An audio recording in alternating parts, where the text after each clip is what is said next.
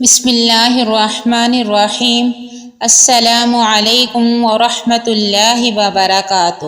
حضرت ابو ہریرہ رضی اللہ تعالیٰ عنہ سے مروی ہے کہ نبی کریم صلی اللہ علیہ وآلہ وسلم نے فرمایا، جو شخص کسی مسلمان سے دنیا کی پریشانیوں میں سے کسی ایک پریشانی کو دور کرتا ہے تو اللہ تعالیٰ قیامت کے دن اس کی ایک پریشانی کو دور فرمائے گا۔ جو شخص کسی مسلمان کے عیوب پر پردہ ڈالتا ہے، اللہ دنیا و آخرت میں اس کے عیوب پر پردہ ڈالے گا۔ جو شخص کسی تنگ دست کے لیے آسانیاں پیدا کرتا ہے، اللہ دنیا و آخرت میں اس کے لیے آسانیاں پیدا کرے گا۔ اور بندہ جب تک اپنے بھائی کی مدد میں لگا رہتا ہے، اللہ تعالیٰ بندے کی مدد میں لگا رہتا ہے۔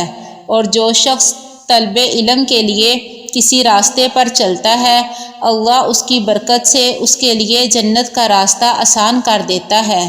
جب بھی لوگوں کی کوئی جماعت اللہ کے کسی گھر میں جمع ہو کر قرآن کریم کی تلاوت کرے اور آپس میں اس کا ذکر کرے، اس پر سکینہ کا نزول ہوتا ہے، رحمت الہی ان پر چھا جاتی ہے اور فرشتے انہیں ڈانپ لیتے ہیں، اور اللہ اپنے پاس موجود فرشتوں کے سامنے ان کا تذکرہ فرماتا ہے، اور جس کے عمل نے اسے پیچھے رکھا اس کا نسب اسے آگے نہیں لے جا سکے گا۔